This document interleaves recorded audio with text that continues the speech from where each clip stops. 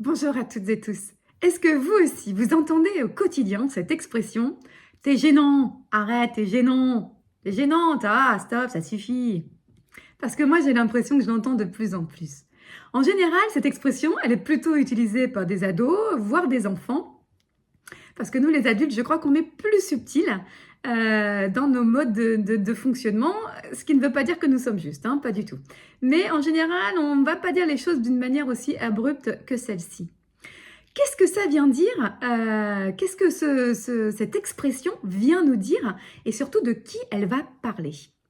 Si nous prenons un exemple concret, eh bien, nous avons deux ados qui marchent dans la rue. Le premier, d'un seul coup, il va éternuer. Voilà, quelque chose qui fait que, aux alentours, on va l'entendre. Et puis, il y a l'autre qui est là et qui le regarde et qui dit « Mais t'es gênant! Mais t'es gênant, quoi! C'est dégueu, t'es gênant! » Voilà. Eh bien, qu'est-ce qui se passe dans cette scène? Et de qui ça vient parler? Donc, le premier, il a éternué. Bon, la volumétrie de son éternuement, en fait, on s'en fout un peu. Il a éternué, point. C'est un événement neutre. Le second, il vient de dire quelque chose. Qu'est-ce qu'il vient dire, en fait? Il va dire à l'autre, t'es gênant, t'es gênant. Voilà. Et qu'est-ce qu'il nous dit en disant cela? De qui il parle? De lui, en fait. Est-ce que celui qui a éternué est gênant?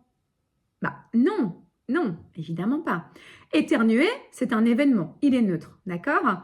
Mais ensuite, celui qui vient porter un jugement ou nous dire que ça ne se fait pas, ou que c'est gênant, ou qu'il faut faire comme ci ou pas comme ça, eh bien, c'est un conditionnement, c'est un avis personnel. Donc, quand l'autre vient nous dire t'es gênant, quand il va dire à l'autre t'es gênant, de qui il parle? Parce que c'est intéressant quand même. Il nous donne des indications sur lui et uniquement lui. La traduction, en gros, de ce qu'il nous dit serait ceci. Événement neutre, il éternue. Le premier éternue. Celui qui ressent, ça se passe comme ça. Face à un événement neutre, le processus émotionnel de tout à chacun, et vous savez que nous sommes traversés toutes et tous par des centaines d'émotions par jour, le processus émotionnel est le suivant, événement neutre qui va déclencher derrière une réaction, et ce qui se passe, dans une microseconde, il y a une pensée qui va arriver. Peut-être en l'occurrence que pour cet adolescent, ça a été c'est sale, ça se fait pas, c'est pas bien. Ensuite, il y a un ressenti physiologique. Au niveau du corps, il a ressenti quelque chose. Peut-être qu'il a eu un haut le cœur, peut-être qu'il a eu sa salive là qui est restée bloquée, peut-être qu'il a dans le ventre été bouleversé. En tout cas, sur le plan physiologique, il a ressenti quelque chose. Et puis, la troisième chose, c'est qu'il y a une émotion qui l'a traversée. Donc, c'est vraiment un processus universel, c'est pareil pour tout le monde, qui dure une microseconde. Donc, bien sûr qu'on est complètement inconscient, c'est un processus inconscient, nous n'en avons pas conscience, nous ne savons pas ce qui se passe, mais quand même à l'intérieur, nous savons qu'il se passe quelque chose.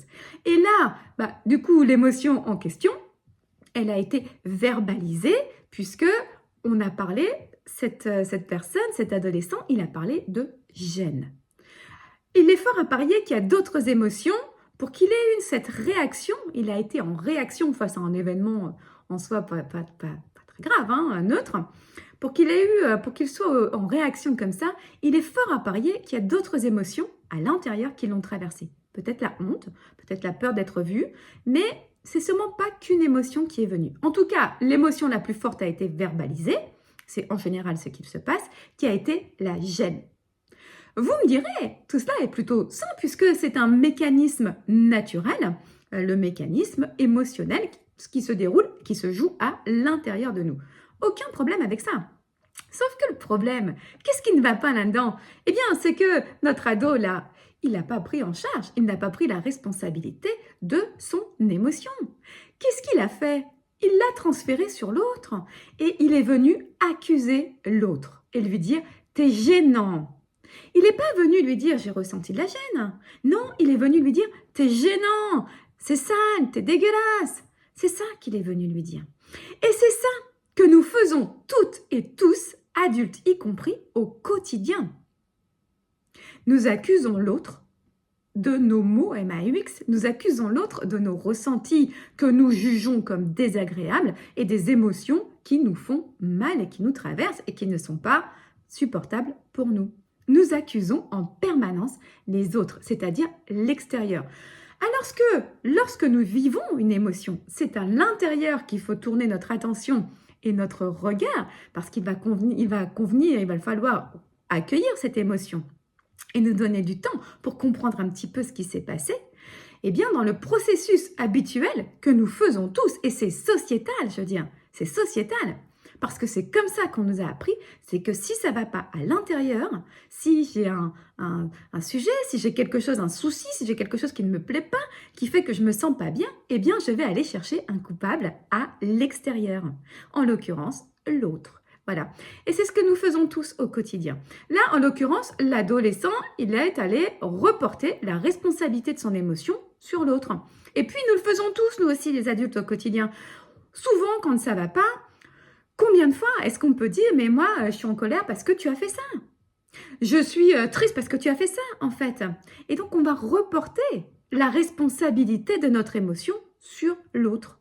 Et c'est complètement sociétal, c'est une habitude qui est ancrée que de faire ça. Mais ça, c'est le monde à l'envers. Hein? C'est le monde dans lequel on vit. C'est le monde à l'envers. Puisque, qu'est-ce qu'il convient de faire? Est-ce que c'est l'autre? Est-ce que c'est l'autre le responsable de mes émotions? Non. Est-ce que c'est l'autre le responsable de mes pensées? Non. Est-ce que c'est l'autre qui est responsable de mes blessures? Non. Je suis seule responsable. Et c'est plutôt une bonne nouvelle. Vous savez pourquoi? Parce que si c'est l'autre qui est responsable, je veux dire, c'est l'autre qui va faire que je peux me prendre en charge et que je peux faire quelque chose qui me soulage et que je peux faire en sorte d'aller mieux. Ça va pas en fait. La responsabilité, et c'est ce que nous faisons tous aussi, c'est que nous allons finalement donner notre pouvoir personnel à l'autre. Puisque nous le tenons pour responsable de nos maux, du fait que nous allions pas bien, eh bien, nous tenons aussi responsables les autres du fait que nous allions bien. De la même manière que c'est pour cela également que nous remettons notre pouvoir à des palliatifs. Donc, que ce soit par le biais de quelqu'un qui nous fait du bien ou du mal, et donc quand ça fait du mal, en général, on l'écarte, voilà. Quand ça fait du bien, on le garde, ou bien par le fait d'activités qui nous font du bien. Je ne dis pas du tout qu'il ne faut pas faire des activités qui ne nous font pas de bien. Ce que je veux dire, c'est que, ou bien on peut aussi aller chercher à aller mieux, et c'est souvent le cas, en détournant notre attention, en regardant, je sais pas, en regardant la télé, en nous investissant peut-être beaucoup et de manière démesurée dans une activité, en prenant des médicaments, drogues quelconques, en mangeant plus que ce dont nous avons besoin ou pas suffisamment, en ne prenant pas soin de nous. C'est ça que je veux dire. Tout est exactement dans la juste mesure de ce en quoi on va investir à l'intérieur pour nous faire du bien. Mais le sujet principal, c'est que tout se passe à l'intérieur et que le seul qui a le pouvoir d'aller regarder ça et d'aller pouvoir changer ça, c'est nous. Et ce n'est pas l'autre en face. Donc, quand je dis à l'autre « tu es gênant », je ne fais rien d'autre que dire à l'autre « je suis gênée ». Je me sens gênée. Simplement, comme nous fonctionnons complètement à l'envers, eh bien, nous allons accuser l'autre de nos maux, de nous sentir mal, de nous faire du mal. Alors que c'est à l'intérieur de nous qu'il convient de nous retourner. C'est cela, prendre ses responsabilités et ne pas les transférer sur l'autre. Et effectivement, dans un monde où chacun prendrait ses responsabilités, je peux vous dire que ça change quand même beaucoup les choses. Parce qu'à partir du moment où je ne vais pas chercher à l'extérieur pour aller mieux, à partir du moment où je prends en charge mes pensées, mes émotions, où je prends la responsabilité de tout cela, qu'est-ce qui se passe en fait? Je vais laisser à l'autre la responsabilité de ses émotions. Si nous revenons, par exemple, dans cet exemple de début, avec ces deux adolescents, le premier qui éternue et le second qui vient lui dire « t'es gênant ». Comment ça peut se terminer, cette histoire? Si le premier prend la responsabilité pleine et entière de ses émotions, qu'est-ce qu'il peut répondre au second? Eh bien, la chose suivante, il peut lui dire: «Ah, oui, j'entends que tu ressens de la gêne. J'entends que tu es gêné, en fait. Ah, mais tu sais, moi, j'ai éternué. Voilà, j'ai simplement éternué. Voilà, dans ma culture, ça se passe comme ça. C'est un fait neutre. Et toi, tu as ressenti quelque chose. Et je vois que tu as ressenti quelque chose. Mais seulement, ce que tu as ressenti, eh bien, ça t'appartient. Ça ne m'appartient pas. La gêne que tu as ressentie, c'est la tienne. Tu vois, moi, je ne me sens pas gênée. Je ne me sens pas comme quelqu'un qui a fait quelque chose de mal, quoi que ce soit. Par contre, je ressens beaucoup de compassion pour toi. Voilà, parce que je vois qu'effectivement, tu n'es pas à l'aise. Voilà, ça c'est l'exemple d'un monde qui fonctionnerait à l'endroit. Donc, le « t'es gênant », eh bien, maintenant, vous savez quoi en faire. Quand quelqu'un vous dit « tu es gênant » ou quand quelqu'un vous dit « à cause de toi, je me sens comme ça », ben, vous avez le choix de lui rendre la responsabilité de ses émotions, de ses pensées et de tout ce qui va se passer à l'intérieur de lui. Vous pouvez également lui manifester de la compassion. Et c'est très important de rendre à l'autre ce qui lui appartient. Parce que, déjà vous, libération, vous ne prenez pas en charge ce qui ne vous appartient pas parce que vous avez déjà à faire suffisamment avec ce qui vous appartient. Et puis 2, peut-être que ça permet aussi à l'autre de se rendre compte de ce qui ne va pas, de ce qui dysfonctionne dans sa manière de faire, avec vous et certainement avec d'autres aussi. Voilà.